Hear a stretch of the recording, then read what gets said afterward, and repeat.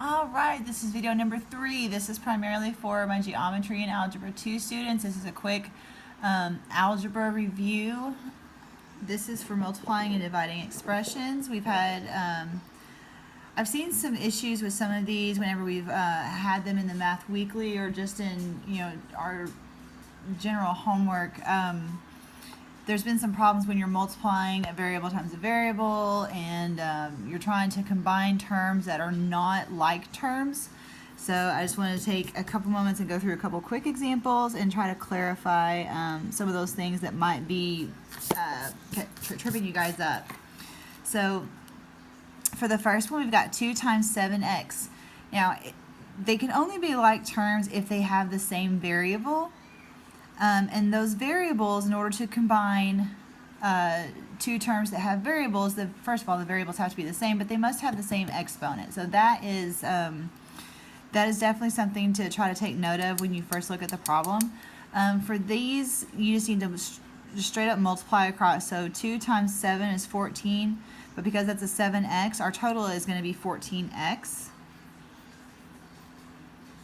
It's not 9x, it's 14x. You cannot add those together. For the next one, we've got a negative 4t times 3. So again, just think of negative 4 times 3. Look at the two numbers. That would be a negative 12. And we're going to add the t on there to the end. So that would be a negative 12t for your final answer. All right, this next one, again, you're going to be multiplying because that is 4a times 3a. So 4 times 3 would be 12. And when we're multiplying these variables, you cannot add those together and think of that as being 2a. So like 12 plus 2a would be a wrong answer. When you multiply a variable times a variable, it's the same thing as if we were multiplying two numbers. So think of 3 times 3 would be the same as 3 squared. So since we don't know what a is, that's an unknown value, we're just going to say that whatever a is, it's going to be squared because we did multiply it by itself. And that would be your final answer on that one. All right, this next one is going to require distributive property, and that is multiplication. What we have to do is distribute not only the 4, but the negative as well. That is a negative 4. So when you go to distribute that, you have to carry the negative with it. So a negative 4 times 2d would be a negative 8d, and then a negative 4 times a negative 3 would be a positive 12. And that would be your final answer. You cannot combine whatever's in those parentheses. I know you think of those as grouping symbols, and you got to work what's in the parentheses first due to PEMDAS. But when we have two terms that are not like terms inside the parentheses, there's nothing else we can do to simplify that. So you just kind of have to multiply it as it is. And that's how we get that answer. All right, moving on. This next one says negative 2.3y times y. This is very similar to what we did up here, the 4a times 3a. There's just that invisible one there. So we're just going to leave that as negative 2.3y. And because it's y times y, that has now become y squared because that's like multiplying y by itself. And that would be our final answer there. The next one, negative 12w divided by 2w.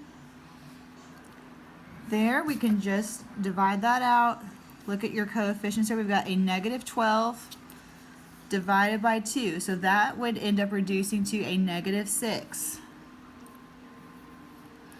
W divided by w, it's no different than if we had 3 over 3. Which would be a 1. So likewise, w over w would also equal 1. So we really don't have to do anything with that and just recognize that those would cancel each other out. So that would result in just a negative 6 being your answer. All right, two more. 36z divided by negative 4. I'm sorry, that was a negative 36z divided by negative 4. Again, go ahead and look at your numbers, your coefficients here, and go ahead and divide those. A negative 36 divided by a negative 4 would be a positive 9. And we still have to leave the z there because we didn't have a z here to divide that by, so that's still there. So 9z would be your final answer. And lastly, we've got this one here. That's 3 minus the quantity of 2x minus 5. Now again, we're not evaluating anything, so we can't plug a number in here. That's still an unknown value, so we cannot combine 2x minus 5. That's not going to be a negative 3x. Okay, so the main thing to notice here is that that's kind of like saying there's a negative 1 right in front of the parentheses, even though you don't see the 1. And we're going to distribute that negative. That's how we're going to get rid of those parentheses. So when you go to rewrite this, it's going to be done like this. I'm going to leave the 3x. We're not distributing the 3x. We're only distributing that negative. So that would be like saying minus 2x. And then a negative 1 times a negative 5 would be a plus 5, positive 5. Now we're at the point where we can combine our like terms. So 3x minus 2x, those are like terms, so we can simplify that. That's going to end up just being x.